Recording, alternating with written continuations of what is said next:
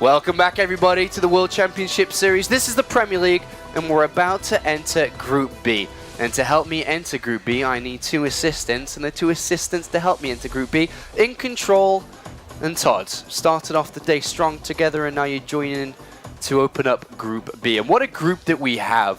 We'll go into that in a quick second, but all hopes for Group B seem to be lying on Snoot here, as he has his sights set on higher goals here, Jeff. One of the original, this is the best non-Korean guys. This is one of the people that we saw win big tournaments and stand up to the Korean threat, if you will. But he's kind of since then had it challenged a little bit. And this is one of those groups, again, where we say, hey, Snoot, do you want to go to BlizzCon?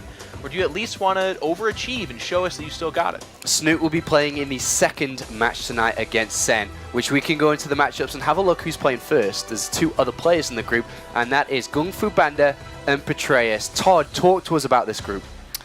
This group, there is, again, a lot of diversity and diversity in style as well. Even though there's three Zergs, it feels like very open stylistically and in terms of who might be able to make it out. I feel mostly between the three first players here that we saw. Basically everybody except Sen, who I do think is going to be an underdog going into this. So Sen would be the underdog. Are we looking at Snoot as a clear favorite? He's surely a favorite, but is he a clear one? I think he's a favorite. Maybe not. I don't know. Like maybe a clear one, but not that clear one, if that makes sense. So where should be going through in first, but you can't be like 100% here. Yeah. Okay, listen, Team Liquid, I got your back. He's a clear favorite. He should be the absolute number one. Anything else would be a very big upset. But I got my eyes on Petraeus. I think that's a really interesting thing. Like, he actually was in the same group as Polt. Everyone wrote him off. They're like, hey, went back to college. You're from New Zealand, I guess, which is like the little brother to Australia. And yet he kicked butt, and here he is. And again, I can hear it amongst you guys, and me too. We're all going to discount it. We're going to be like, nah, Petraeus. Should be GunGFuBanDa, Snoot, maybe Sen. These are the bigger names. But look out for that Petraeus guy. Yeah, Petraeus definitely a player to look out for. But he goes up against the German who returns to the Premier League 2 times in a row, is GunGFuBanDa.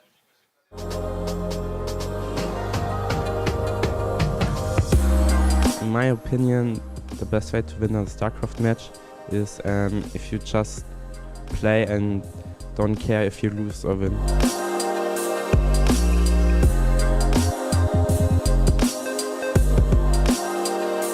In my childhood, my brother was my idol because in everything I'm doing, he helps me and supports me.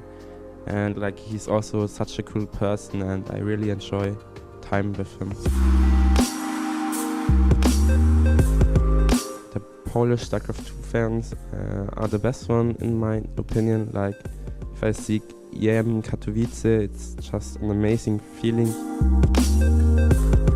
First of all, my goal at the season finals is to get as far as I can. If I don't get the heaviest group, I think I can go at least to the quarterfinals.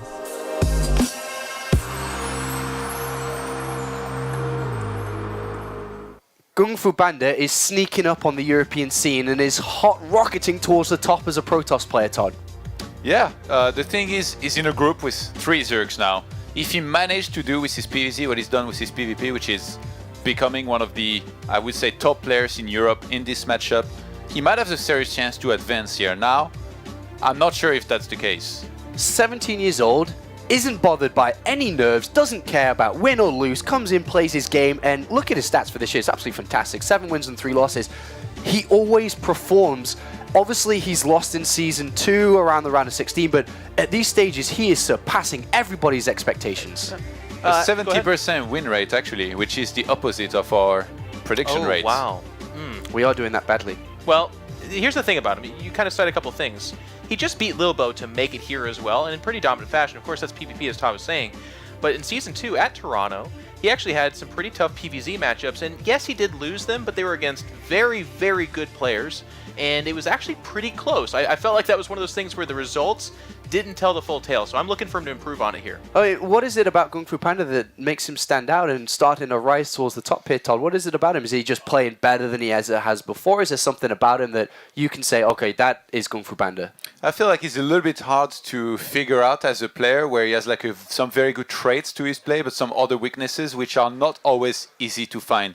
Some might say in some moments or in some particular matchups, his macro is going to be a little bit more lacking, but in PvP in particular, he's shown that even in the late game, he's able to make good things happen. Now against Zerg, it's a completely different ballpark though. The matchup is just so different, and if you struggle even just a little bit against good Zergs, this is not really the group to be in. And Petraeus, I mean, sorry, Jeff. No, yeah, it's something that you actually heard in his interview that I really liked. His interviews have been great.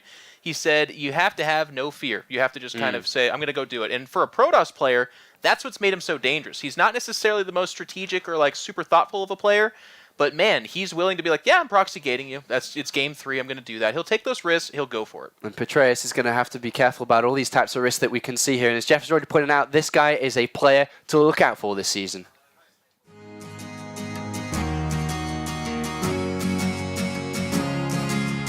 I really like StarCraft because it just never gets old, really, I suppose. I've put in a ton of hours over the time I've been playing it, and there's always new things, and there's always ways of bettering yourself as a player and a competitor.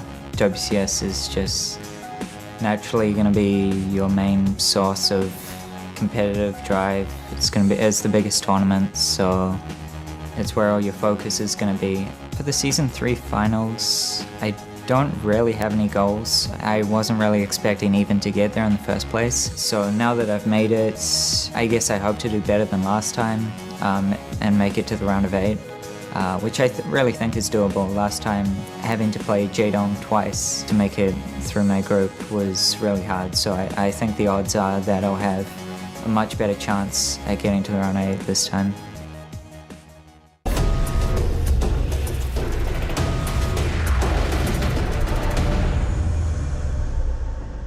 Even though he stopped playing full-time, he has thousands and thousands and thousands of hours of experience and practice behind him that powers him into Season 3. He said in the round of 32, he doesn't care that he's not playing as much as he used to because of the amount of hours and work that he's put into it. He's confident he's going to do well this season, Jeff. He's at that interesting spot, which is like the perfect competitive nirvana, especially in StarCraft, where it's like, I put in a ton of hours, I put a lot of stress on myself, it didn't work out, I'm going to go back to school, I'm done, but I'm still playing the game, I'm still working off that practice, I just don't care as much, and sometimes that combination makes for absolute monsters. I mean, he's here. Look at his results in the round of 32, narrowly losing to Pult. He lost 2 games to 1 in a series that he didn't even think he had any chance at all. Then went on to beat Major, who is a great competitor in the WCS, and Harstem, who is a player who could have easily been here instead, Todd. Yeah, I think 2 of the names as well that in the non-Korean scene you would definitely describe as 2 of the biggest.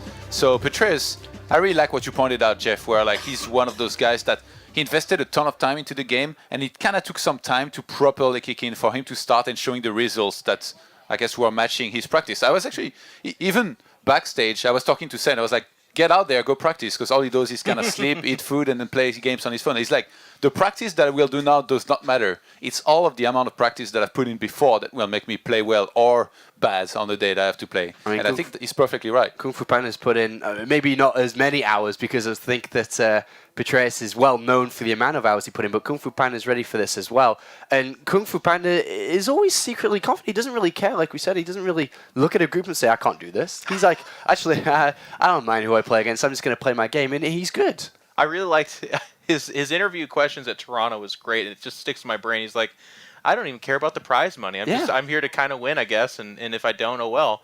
That's a scary specifically Protoss. Like, he's come out with proxy gates, he's okay with the blink all in, like he'll do that stuff, but he's okay on 3 Nexus as well. So if you're Petraeus, the manifestation of evil is sitting across from him. His name is GunGFuBanDa. He's like, you jerk. Like, you can do anything, and you're willing to knock me out. So stylistically, does that mean that we just need to see a defensive game coming out from Petraeus? Just got to be careful scouting?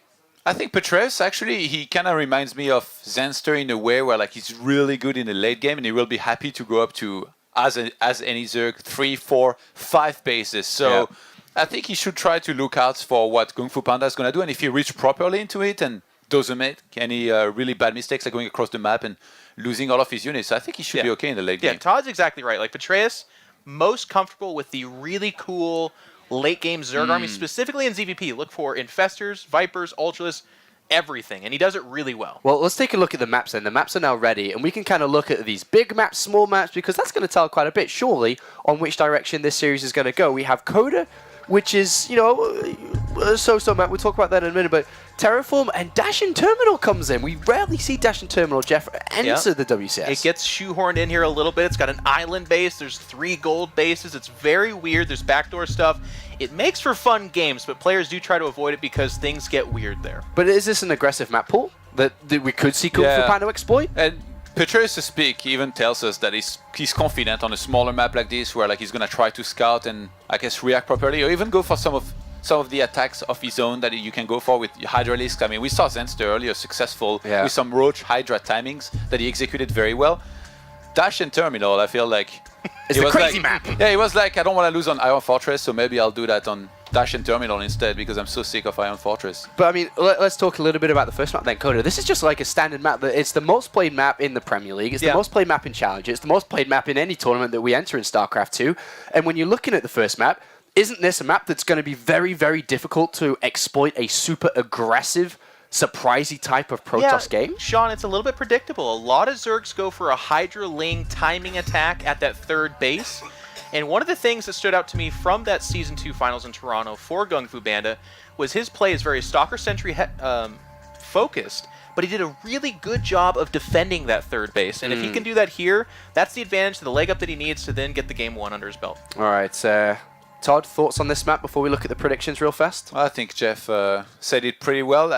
At the same time, like though, I really feel like Petraeus, it would be a mistake by him to try and play aggressive. Kind of like Zenster, that first map that we saw him play earlier against Mana. Like, why would you try a build like this when you're this good in late game? Doesn't really make sense. So I know, then he shows it off later too, which was so funny. He does this like terrible cheese and he's like, all right, macro games it is, and then just crushes them. It was funny. Okay, so, I mean, we'll talk briefly about it, predictions. We won't bring them up this time, but who did you guys go for in this one? I chose Petraeus. I'll put that out there as well. Petraeus did you choose the same? Did you choose? I think I'm kind of an original GunGFuBanDa fanboy. Okay. I picked him to actually not to go back to Toronto too many times. This will be my 3rd time. Okay. I picked him to make it out of that group. He did not, but he came close. Okay, so we'll check in with the predictions afterwards, after this game, maybe a bit later on throughout the day here as we get closer and closer to finding the 2nd player that will play in the playoffs. It's time to go to the commentary team for this one to find out who's going to the winner match of Group B. It's New Zealand versus Germany now, Roddy, as we kick off Group B. I'm actually very excited for this match. I'm a big Petraeus fanboy myself. I'm actually a little bit of a fan of GunGFuBanDa, man. I've been really liking his play, especially in PvP. Of course, he's not playing any PvP right now, but you know, everyone always says it's very hard to be very consistent in that matchup. Yeah. And he's just proving everyone wrong right now, man. His PvP record is insane. In this season alone of WCS, I believe he's 7-0 in PvP, Nate. That's very hard to do on ladder. Doing it within WCS, that's borderline impossible, you know, so that's very impressive. His PvZ, however, in my opinion, that's the weakest of his 3 matchups. I don't think he's bad at the matchup, I just don't think it's anywhere near as good as his PvP or even as his PvT. He's going to need to step it up now here in the round of 16 of the World Championship Series if he wants to keep his dream alive against the student, the man who's gone back to the life of a mortal, but is showing up to try at least one more time here in the southeast position of Coda. We have the blue Zerg. He's teamless. He is Petraeus. He is indeed a student right now, Nate, but he's a student who played more games than most of us will ever will. Perhaps even more than this guy will in the upcoming years. He's, of course, hailing from Germany. It is GunGFuBanDa.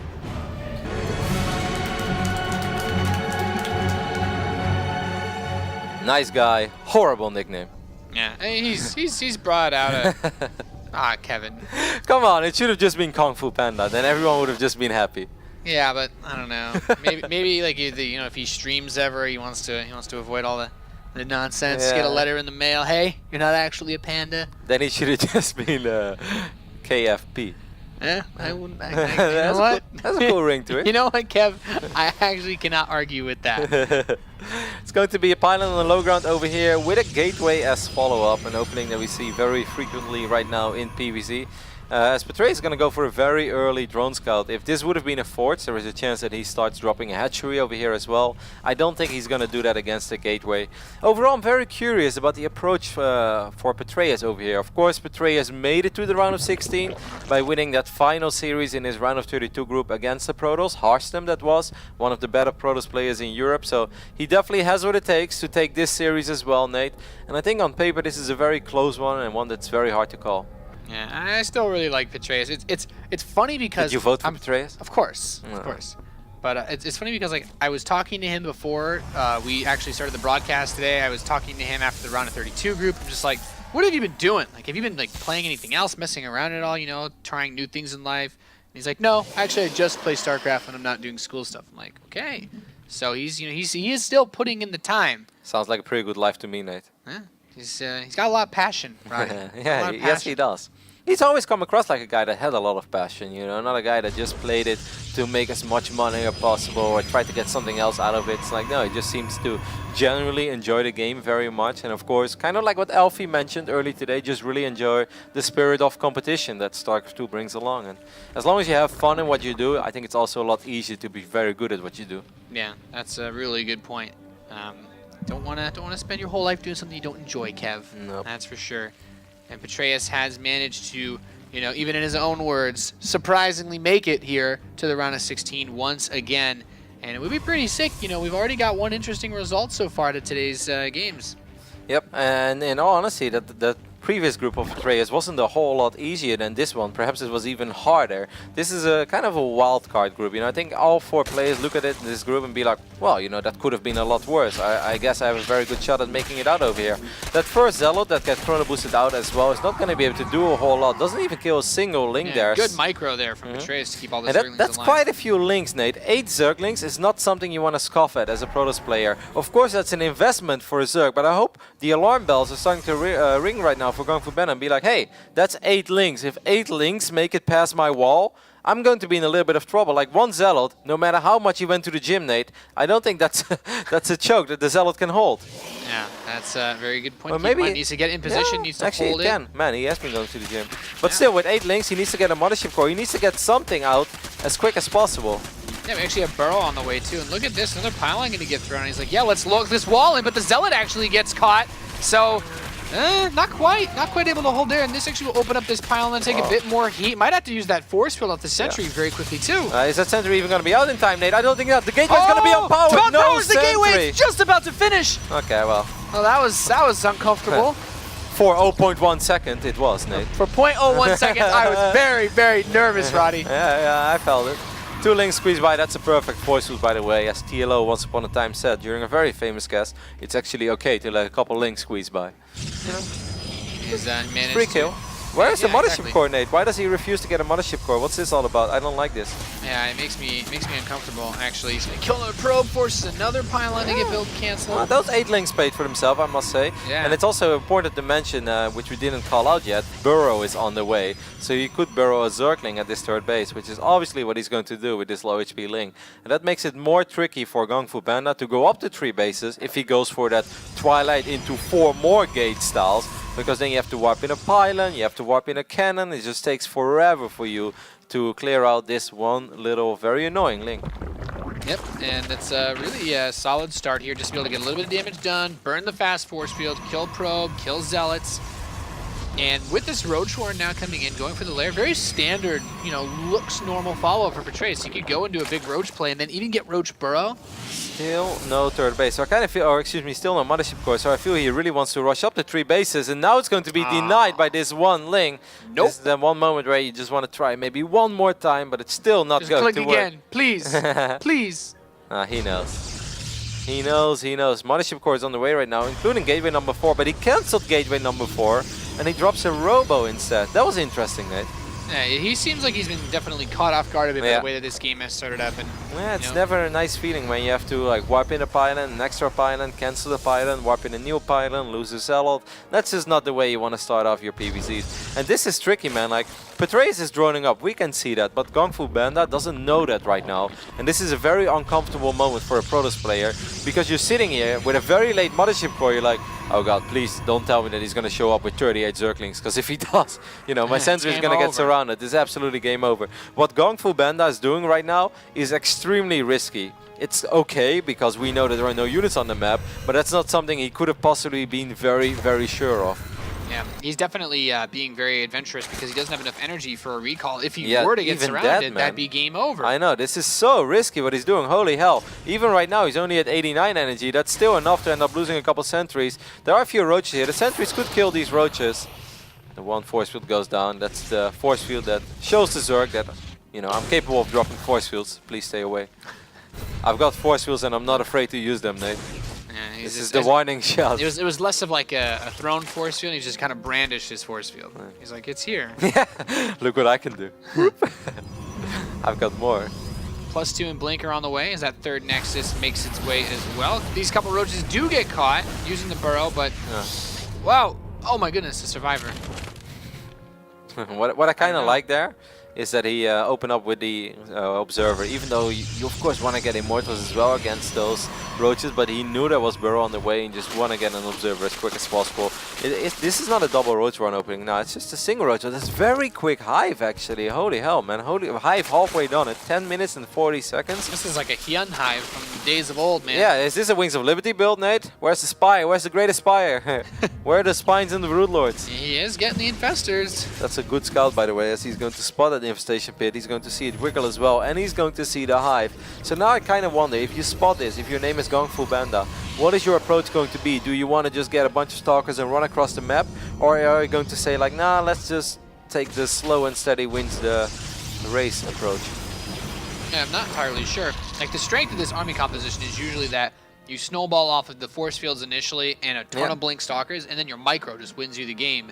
But how does Hive really play into that? Like, I feel like Fungal does a good job of locking this sort of army down. Very quick Templar Archives going down here. I think that's a pretty smart decision, because a player that has Fungal Growth on the way and that is going up to Hive is very unlikely to just straight up bomb rush you and just go all out. So will most likely give you a little bit of time. And if you have time, if you don't need all these stuff, oh, Fungal could potentially land over here. That's very risky. Fungal does land, but only connects with 2 Stalkers. I kind of like this Templar Archives. I think it's very smart. In the games that Mana played earlier, I thought it was a little bit risky to rush up to it that quickly. You know, sometimes you can get away with it, sometimes not. But against a player that's going up to Hive and doesn't have a very quick Hydralisk Den and has a bunch of Roaches and Hydras, I think that you should be able to get away with this. A couple feedbacks, maybe a Storm or 2, the ability to warp in an Archon or 2. I think it all makes sense what GunGFuBanDa is doing over here. Yeah, especially when you're playing against someone like those Ling upgrades, because those, even if you don't use the Storm as much, Archons will absolutely wreck Lings especially. First War Prism is going to make its way across the map with 4 Zealots in it. Would be awesome for Petraeus to scout this before it actually shows up in his main base, but you know, he's probably not going to take a whole lot of damage of this. Ooh, he may have got a glimpse of that on the minimap, but that was very, very short. But the best thing that this War Prism is going to do for Petraeus is A, it's going to confirm that he's playing against Ultralisk, if he wasn't sure of that yet, and B, it's going to keep Petraeus on his side of the map, which allows GunGFuBanDa to get an additional Immortal out, get a couple of High Templars out, gather up energy, you know, just get a few more Storms for yourself, and eventually get a couple of Archons as well. So I really like this War Prism play, even when it won't kill a whole lot / almost nothing. Yeah, I mean, the Carapace upgrades to the Lings actually make them very difficult to kill for these Zealots. You're not going to get that nice upgrade advantage where you normally just 2-shot the Zerglings. So in Legacy, you would have been able to pick off both Zealots there. Yeah. From miles away. His army is moving out. He's going to clear up a little bit of creep. It's kind of risky though. I mean, of course he still has vision on his army. He's going to go for a reasonable sized warp-in over here. 5 Zealots. That's something that Petraeus does have to respect. Petraeus, what are you going to do? He's running around a little bit in the middle of the map. You don't want to end up losing too many drones. Now, it's going to get really tricky really quickly. The Ultralisks pop out, take a couple of swings at those Zealots. Man, imagine if that Mothership Core gets abducted. I believe there is a Viper on the map.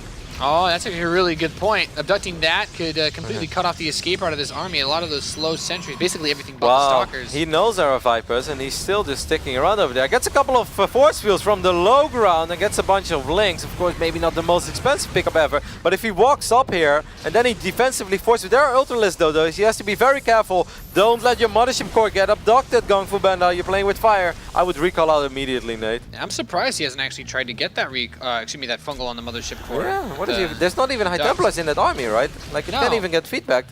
I mean, it could potentially get sniped by a bunch of Blink Stalkers. Oh, the Viper was moving forward. Zealot's still doing some serious work. That War Prism, big playmaker here. Yeah, it was not even supposed to do all that much damage. Finally, the recall does go down. Look at all those beautiful High Templars with their filled up purple bars, Nate. Doesn't that make your Terran heart beat a little faster? Yeah, well, right before it stops. 9 drones going down in this whole process. I really like the way that GunGFu has been playing this game, man. Very solid all around. Double Spire going down, by the way, for Petraeus. Yeah, but how late is this? I mean, if we look at the way that it's set up, right? More Ultras are coming out. It's going to go up to 10 total. There are 3 Immortals, 1 more coming in. And how much of an impact do you think the Storm really has here, though? I guess it'll clean up the links pretty well. It's nice, but it's not all about the Storm. But it's going to do quite well, you know. It's feedbacks as well, and let's not forget about that. Feedbacks on Infestors or Storm on Infested Terrans, feedback on Vipers. It's all very nice. War Prism does finally get caught. I won't be surprised to see a new Prism on the tab immediately, and that's exactly what we see. Stargate's going down as well. Maybe worried about Tempest, or excuse me, about Broodlords eventually. He wants to get a couple of Tempest out, but he hasn't seen the Spires yet. It's going to be interesting. Petraeus has shown us before within WCS, when he played against Hearthstone as well, that he doesn't mind to be very, very passive. That's a nice little run by, man. That could really mess up GunGFu a little bit over here. It's going to force him to wipe in a bunch of Zealots, something that I think he rather wouldn't have done. Burrow being used as well, that's cute. Yeah, I like that he immediately pulled the probes away. Did not want to take any chances, but that makes those Zerglings burrowing even that much more annoying. Accidentally hallucinated a couple of Stalkers. Wow. Well, that's one way to hide your War Prism, I guess. Just send out 8 One of them is real. It's a guessing game, Nate. It's like The Price is Right. Which one is it? It's hard to know, actually. It's like dividing your attention. Don't want to waste any abducts on them. The Overseers will reveal them, of course, once they're close enough to that detection. Petraeus has been messed out. These Zealots got to cancel again on this hatchery on the left bottom side of the map. That's very nice. Couple of drones being transferred. If I was one of these Zealots, I would try to turn around immediately. All these fake prisms giving Petraeus the idea he has nothing to worry about, but soon it will be a real one. And let's not forget about that Dark Shrine, The Dark Shrine is finished up. There's only a single Spore Crawler in the main base, by the way. Yeah, well, there's a lot of spines here, though. Getting to that Spore could be a little bit tricky.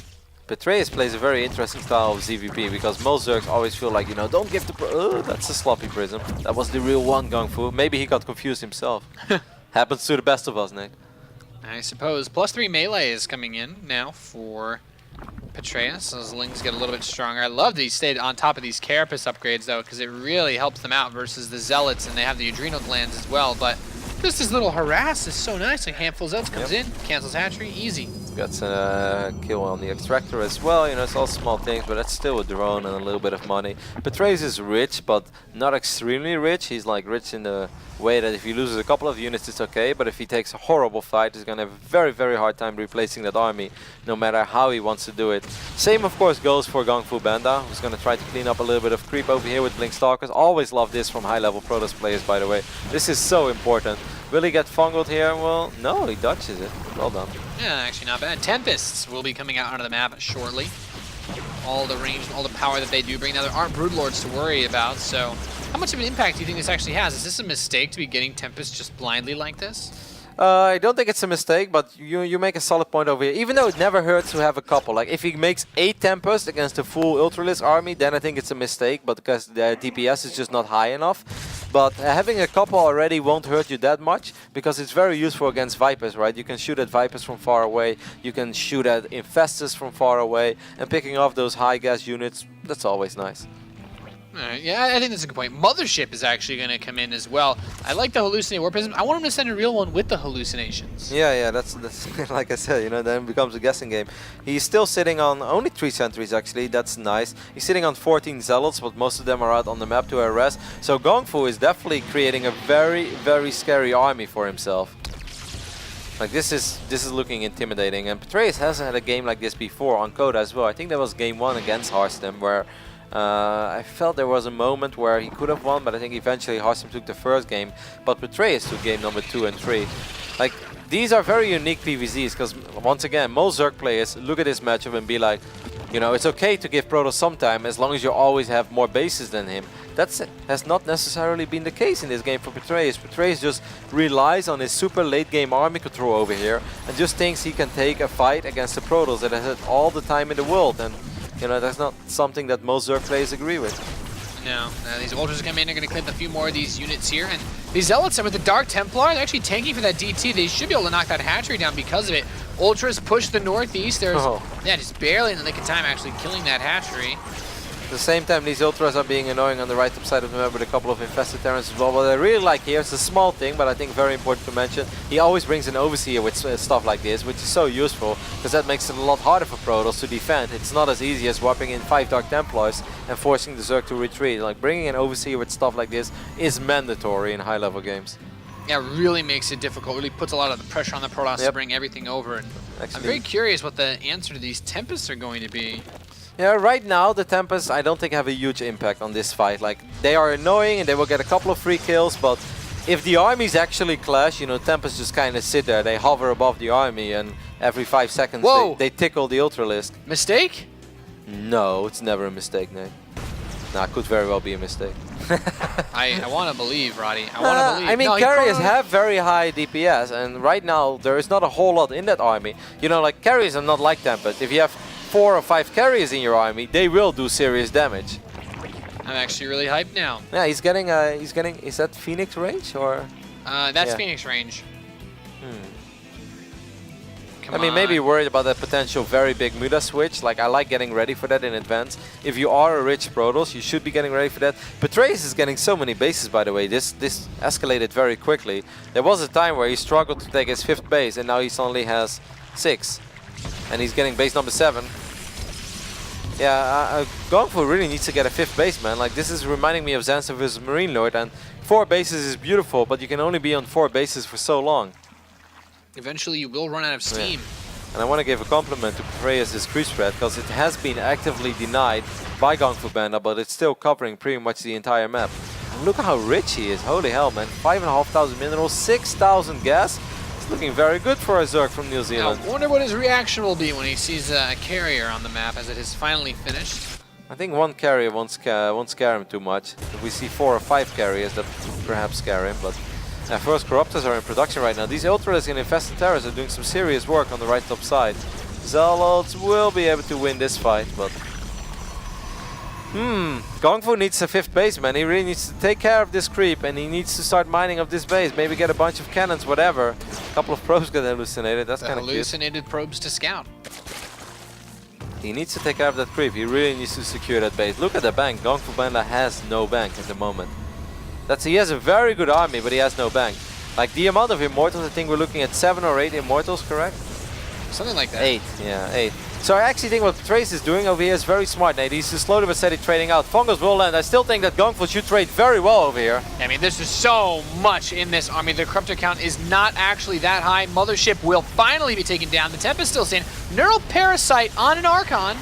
Okay. Not something we see every day. Petraeus actually trading pretty damn well over here. I mean, he won't necessarily win the game here, but he took care of all the Immortals. Well, he also hit this Nexus in the northeast. Petraeus is actually cleaning house, Roddy. Yeah, absolutely. Takes a commanding lead. Look at the bank. Supply-wise, it's kind of close, but I think Petraeus is just wondering, what should I remax on? And it's going to be a bunch of Corruptors and a lot of Ultras, and I don't mind the Ultras at all, because he took care of the 7 or 8 Immortals. Yeah, he killed the #1 threat to the Ultralisks in this game. And with the Infestors, he can also lock down those Archons. He can lock down any Zealots that are warped in to try to help defend against this as well. Petraeus with just an excellent game over here. Very patient ZvP play, not something we see of most Zergs. He's just not afraid. He's like, yeah, let this game go to distance. I believe that my army control is good enough. My understanding of the matchup in any given moment of this game is good enough. And my multitasking is good enough to deal with everything that is Protoss. And it just feels like he's taking a very smooth and easy victory over here in game #1. Yeah. With only 1 big fight ever.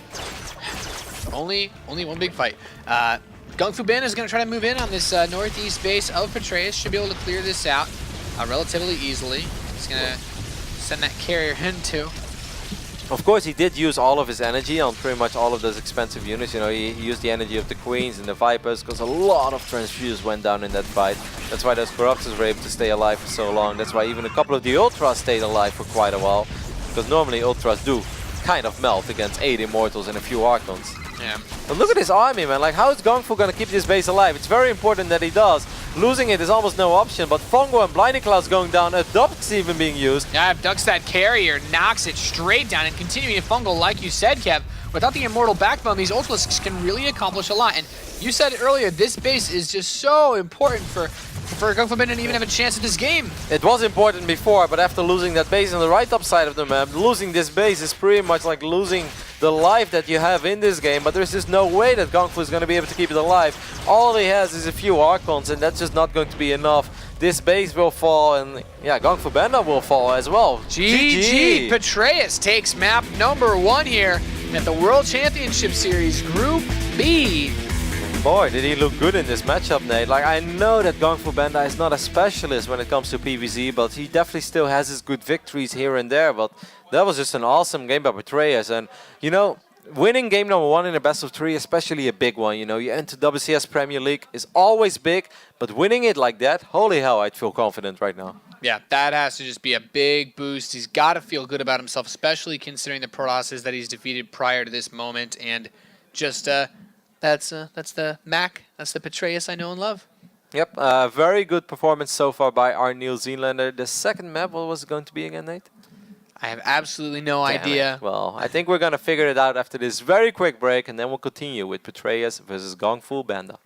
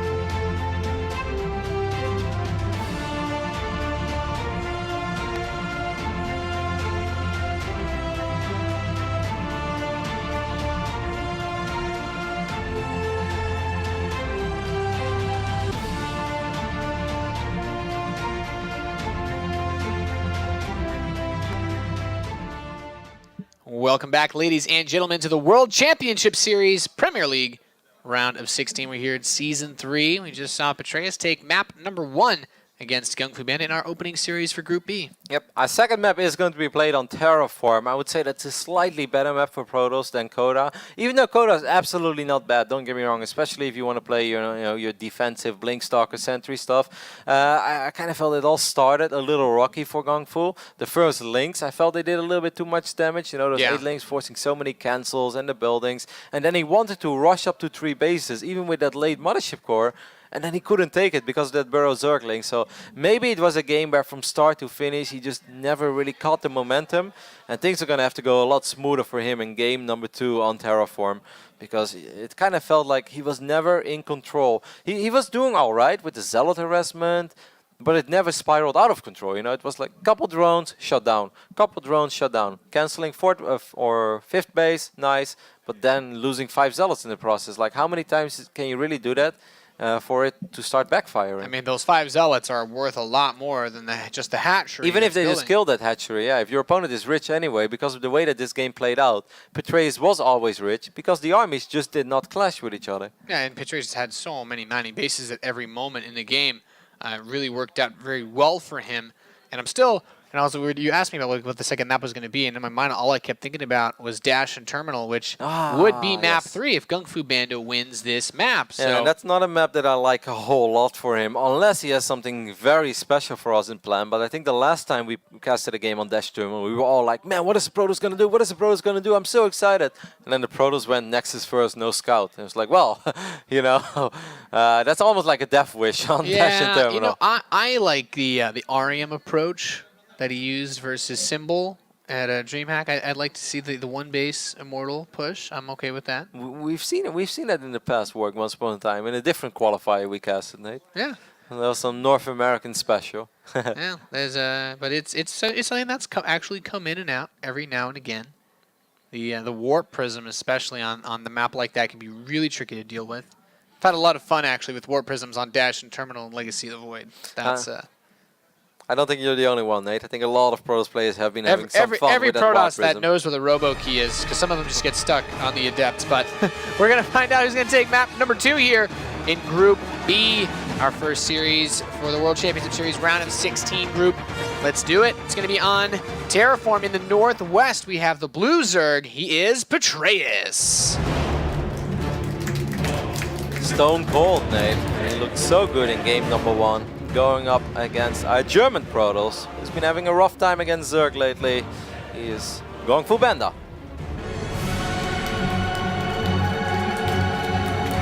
Recently participated in the EPS, or the Meisterschaft as they call it these days, the National German Championships. Lost in the semi-final against Lambo. Lambo's been getting a lot of love. Yep, Lambo is indeed a very good Zerg as well, but you know, that's also one of those results. It's not nice that the last big tournament you played in, you lost in the semi-final against the race that you're opening up with in the round of 16 of Premier League. Of course, even if GunGfu would lose this series, there's no man overboard yet. He still has an opportunity to make it to the round of 8. Like Jeff mentioned in the preview of this series as well, he came very close to making it to the round of 8 in Toronto, Season 2, and he was in an incredibly tough group with Hydra, and Bunny as well, and 4GG. Like, that's a ridiculously stacked group. Yeah, that's a rough one. And then to say that GunGfu was one map away from making it out of that group, and even had chances as well in the winner bracket match, like, that's very impressive. Yeah, definitely nothing to scoff at there. And talk to me about this opening, Kev. We have a fast gold-based hatcher. I'm sure I've been a little bit too busy to catch your stream. Tell me how they usually beat you once they take that gold. That actually hurts, Nate. First you move out, and now you don't watch my stream anymore. What's next? You don't want to cast with me anymore? Well, you're going to be with Kalaris next game. Don't worry, Kev.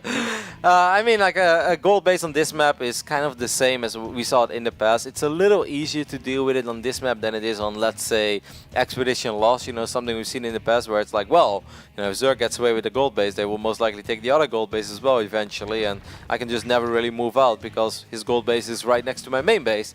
On this map, the gold base is still kind of far away, and even stuff like transferring drones from your main to your gold base takes quite a while. So obviously it's still good for Zerg, but I don't feel it's ridiculously good. And I do think that Petraeus will just take one more base behind this and then just turn it into a macro game. Could try to make something happen with maybe Roaches and Hydras. He played an incredibly passive game number 1. Could be that he's switching it up over here for game number 2 and just like go overboard with aggression. Yeah, I wouldn't necessarily mind Actually, that he's too not much. transferring drones, Nate. He's gonna go for some crazy Speedlink build then maybe? I almost feel that's the case, because otherwise why would you take the gold if you don't transfer workers? I'm not actually... Might be a crazy Speedlink build. What if he just tried to play completely normal? That wouldn't make much sense, would it? No, it's just a little bit confusing. I don't know, we'll see where Petraeus takes it. Let's not make any crazy... Is it possible that he actually would just do some sort of delayed thing, hoping that his opponent overreacts to what could have been like a one base type push? What if he... Isn't there that weird thing? There is a weird thing that some people do, right? Where they go for a crazy fast lair when they do this? Yeah, but that's more when they go for the aggressive version of it. When they try to maybe bust your ramp with Hydras. Or bust your wall with Hydras. I don't think that plays very good. I think the offensive gold base on this map can be very strong.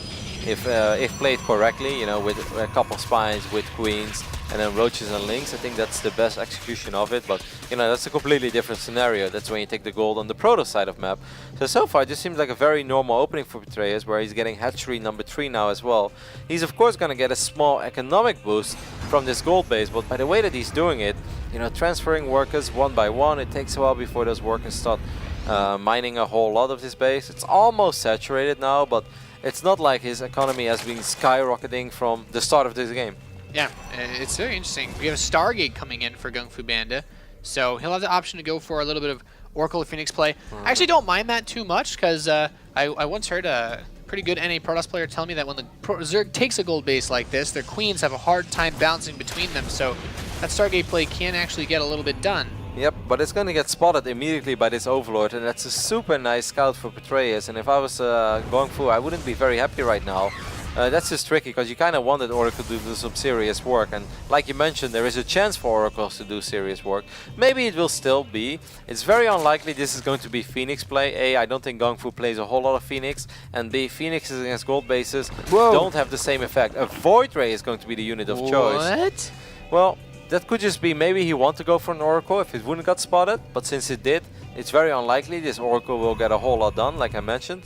Void Ray Gateway all in? I've tried something like that against Petraeus once, Nate, and it didn't go very well for me. It's a tough one to make work, that's for sure. I mean, he's taking the rest of his gases. He's going to get out of Forge as well, so it doesn't look like an all-in type play. But maybe he wants to follow up the Void Ray afterwards, maybe not thinking it would be expected. There are a lot of Overlords on the map, by the way. This Void Ray could potentially shoot down 4 or 5 Overlords. That would be very nice, you know, 1 Void Ray to kill 5 Overlords and also help you to stabilize in 3 bases against roaches and links. That's not a bad investment at all. That's actually a good point. It's basically your Protoss Viking in this case, to try to knock everything down. The Zealots are positioned ready to try to bait these army around and get some damage done. I am worried about that Hydralisk then going down right now. That's going to be very hard for GunGfu to deal with. He's not going to have anything that's very good against Hydras for the longest amount of time. These Zealots march in at a very unfortunate moment, because look at these roaches. Like, this is the last thing you want to see when you walk in a bunch of Zealots into someone's mineral line. It's like, whoop, well, here are the roaches to save the day. Maybe these Zealots in the main will get something done. He does spot the Hydra then, so that's something. He's actually getting a couple of drones. It's a lot better than nothing. Yeah. He pulled the roaches around between the natural and the main, so he was still able to keep a Zealot or 2 alive by that natural expansion. And meanwhile, he starts 3rd Nexus up, Twilight Council with +1, and he is going to follow this up with an Oracle. Yeah, that's it. Maybe he saw that there was still not a single Spore Crawler down, so he's like, well, if you refuse to make Spore Crawlers, he's not respecting the Void Ray, Nate, and then you follow it up with an Oracle. Gotta respect the Void Ray, Roddy. This I actually completely agree. A very close moment. These links are going to try to prevent the cannon from going down. He needs another pylon. You want to keep that cannon alive at all costs. The cannon is not tucked in, Nate. So, well, I actually don't. I don't know. He's not going to get the Nexus, I think. Now, there's plenty of force field available. He shouldn't get the Nexus, and he won't still get agree, the Kev. Nexus. It's a very risky game to play when the cannon is not tucked in. You're very uncomfortable in that position. It's gonna be tricky, man. Like, the Hydralisk count is gonna be very high. Petraeus is doing this of 57 workers, but of course he still has that gold base. There's a little bit of a creep highway as well. It's just a single highway, Nate. There's no carpool lane. No, unfortunately not. Gonna get into a bit of a traffic jam. He pushes down too many units at the same time, Roddy.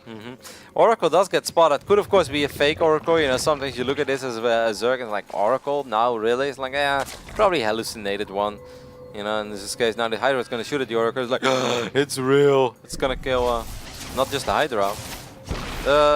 I would go for the drones instead, mate. Yeah, I was gonna say, I'm like, not sure if Don't fight those 7 Hydra. It's actually very effective Oracle already, man. It spotted the Hydra, killed the Hydra, is doing a little bit of economic damage over here. 4 drone kills, bunch of drones not mining, and time is the friend of GunGfu right now. I actually kind of like how this is going, because Blink pretty much finishing up. It's gonna take a while before +2 is ready, but he's getting a bunch of defensive cannons, which is gonna make it a lot easier for himself to split up his units properly. Yeah, I like how this is going for GunGfu. It's not going to be easy, but I think he has a pretty good feel for the game right now. Yeah, Dark Shrine is going to come in as Blink completes and +2 gets closer and closer. Meanwhile, Petraeus finds himself getting a Hydralisk speed so that he can move a little bit faster off creep, but Pathogen glands again. Oracle is going to swing in once more, spots that infestation pit. How much have you liked the Infestor play that we saw to Petraeus? I liked it in game number. Yeah, I liked it in game number 1 a lot, but I feel this is a very different type of Infestor play. This is Infestor that actually will contribute to the push. And if that push doesn't work, then most of the time it's kind of Protoss the game to lose, right? But this is the type of infested play that you want to land some big fungos on the sentries, you want to chain fungo them, you want to kill them, and then you want to overrun your opponent immediately with Hydra Roach. This is not a bunch of infestors that says like I'm going to keep myself safe and go up to Ultralisk like we saw in Coda. Okay, I can get behind that. We do have a lot more units being made right now. 4 more infestors finishing up. We have 6 more Hydras being added, and a lot of Lings behind it too. So how do you actually do this then? Is it to try to bait force fields on the 3rd and then hit the natural, or vice versa? Yeah, I kind of get. I guess so, Nate. I think that Petraeus is very cautious about this as well, because he knows that if he ends up losing a bunch of Roaches and Hydras, this is not the same game as Coda. It's going to be extremely hard to buy enough time for himself. But GunGFu must realize now. Okay, Oracle gets picked up a little bit sloppy there. He did get 1 revelation down. I think GunGFu realizes that hey, something is going on right now, because if you actually try to kill me with Roach Hydra, I should be struggling to stay alive right now, right? Like, I know this matchup. I know that this is the moment where normally I'm throwing down force fields, I'm making the best of a dicey scenario, and I'm trying to stabilize. But you're just kind of giving me a whole lot of time, and you're not really pushing the issue, which must mean that you're transitioning at home again. Yeah. Oh boy, 4 DTs. Look at this, targeting down on this Any Portcaller. Overseers? They're gonna try to get the snipe off. 0 Overseers on the map. Oh man, this is great for Petraeus. He's probably gonna hog the Spore Crawler with drone. Oh, Fungals! Fungal's the Dark Templar. Okay, so they're not able to get on top of that Spore Crawler and snipe it. Really big play. Wait, no, he moves it anyway. He's gonna get it. He should split up the Dark Templars right now, Yeah, though. don't let yourself get fungled. At the same time, he's moving forward the army. He needs to drop really good force with it. That's good fungo, I think. These Hydras should be able to do a lot of damage over here. Mothership Core is here to save the day as well, though. And not really any Zealots actually forces the recall. The infested Terrans will do not, but sniped the natural. Damn. And look at the bank this time. That's like a reverse pattern of the previous game. You know, Petraeus is broke as a joke, while GunGFuBanDa is actually banking 1800 minerals, which I think is safe to say is slightly more than he should be banking, Nate. But he's spending all of his gas like a madman. He's getting Storm, he's getting +3, he got a Robo, he's wiping in a bunch of High Templars. Now he's getting a Warp Prism to get rid of some of those additional minerals. It's very important for GunGFu though that he goes up to 4 bases when he shoots. I felt in the previous game, his 4th base was a tiny bit late. His 5th base, well, pretty much was non-existent. I don't think it was ever truly up and running.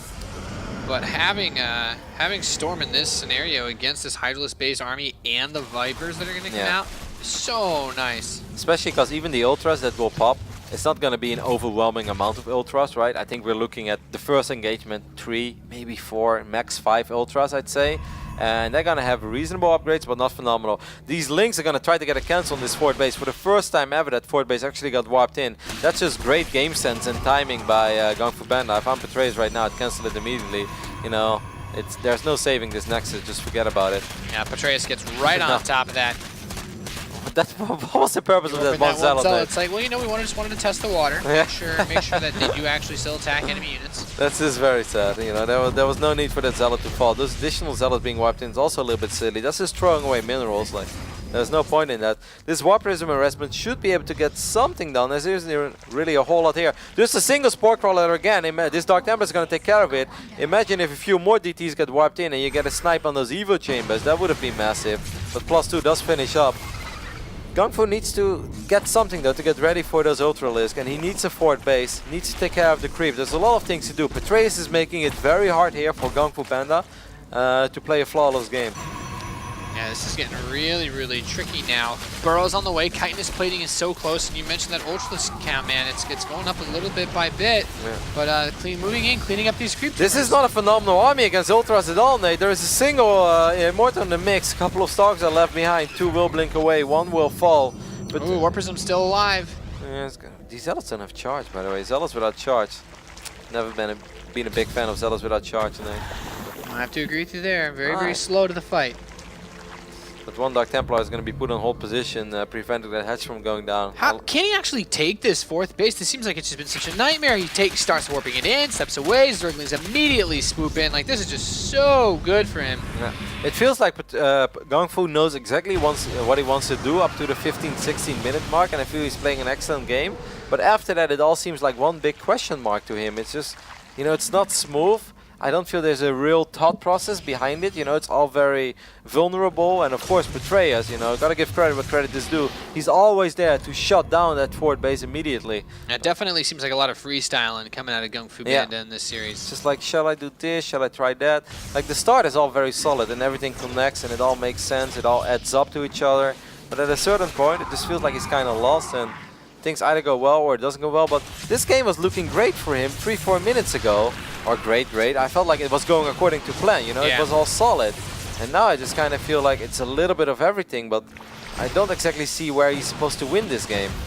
And I think it's safe to say, we saw in the previous game that if this goes to the 26-27 minute mark, I don't think he's going to win that game because Petraeus just played way better super late game. Yeah, he managed to manhandle GunGFuBanDa in the late game engagements on the previous map. GunGFuBanDa is moving in towards more and more Immortals. What did he have last game? It was like 8 Immortals for that big fight, right? So, and he still didn't really crush that fight. I kind of thought he was going to crush it.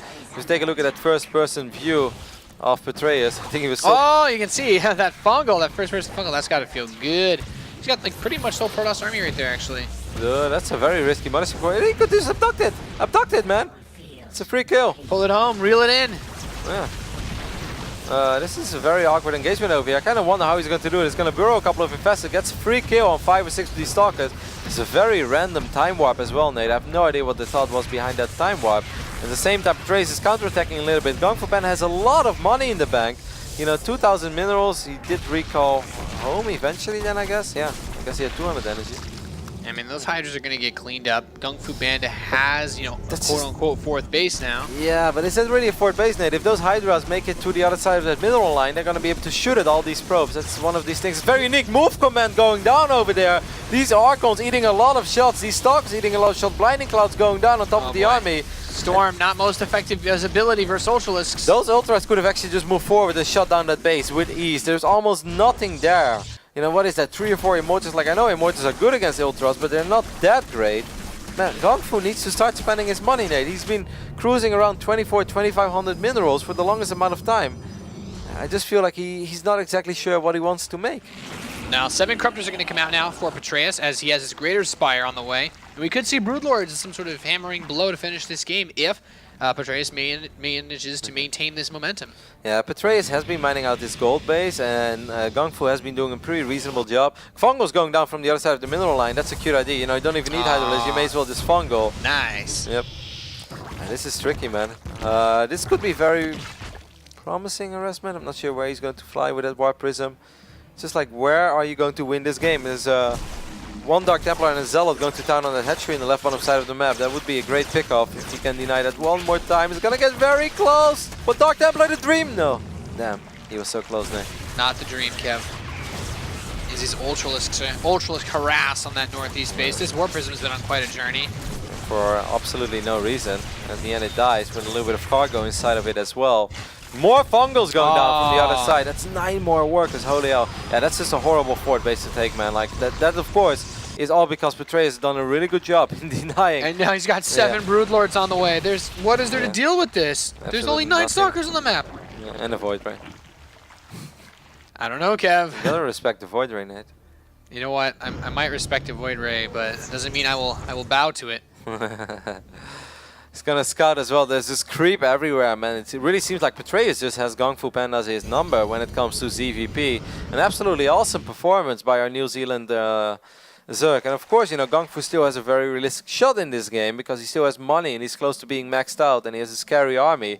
But he's gonna need a phenomenal engagement, and nothing has changed since Wings of Liberty days. This is still a very hard army to fight if you don't have a bunch of Tempests. And yeah, he's gonna evacuate the probes immediately because there's just no way you can keep mining from that base. Yep, some Stalkers are gonna try to do a little bit of counter harass. A good force is moving out, but now the Broodlords are gonna be able to shoot from afar. You can't even if he had a bunch of Stalkers, you couldn't blink under him due to that positioning. And there's the Infestors in the mix. There's a bunch of Queens as well. I really love the way that Petraeus has played this. It looks so good, and it just looks like GunGfu is very confused about what is the right way to even play against this style. He's probably very used to, you know, Zergs just shoving Roach Hydra down his throat and trying to defend. And he's probably pretty damn good at that part of the game. But Petraeus has a very unique PvZ or ZvP approach, and he's executing everything in a magnificent fashion. Yeah, GunGFuBanDa, he's maxed out, he's got a lot of money, but what do you do with Broodlords knocking on your door? He's maxed out with an army he can't fight with, and that's very uncomfortable. Yeah, he's got some... Then you know this hasn't been your game. A forward blink going down. This is awkward forward blink, man. Like, you can't even get a single Broodlord. And the Fungals, the Infestors on the other side, too, so they can grab everything. Okay, that was nice. You got a bunch of feedbacks down. You got a Viper, you got a Queen or two. That's something. That's a way to start. Look at these links go to down as well. Look at the amount of probes that Petraeus has killed in the last 3 or 4 minutes. 42 probes have gone down, and 30 have gone down, I feel like, in the last 3 minutes of this game. Yeah, those Fungals were like a really big start off when we see a little bit of Blink Stalker Micro versus Ultralisk. That's nice, getting an Ultra, but... the only thing that's different between this game and the previous one is that Petraeus is nowhere near as rich. But if this game continues for, let's say, another 2 or 3 minutes, he will be pretty much as rich as he was in that one game. Yeah, I guess at this point you just want to keep using the positioning that this map offers you, right? Yeah. The terrain. It's so easy to push from the center to any of those ring bases. Yep. So many side blockers, so many high grounds, so many different paths, so to speak. So Broodlords can be in one path, but still shoot over that little ramp or the cliffs over there and fight to the other side of the map. So this makes it very tricky to fight this with Blink Stalkers. There are maps, you know, if you talk about Iron Fortress, very wide open map, you know. It's very tricky for a Zergpay to get his Broodlords around and make sure they are never exposed. But look at this positioning. Like, if you blink forward, you're going to end up losing so many of your Blink Stalkers. Yeah, these Broodlords are being transfused as well, so can't even kill them. Great health insurance, Nate. Yeah.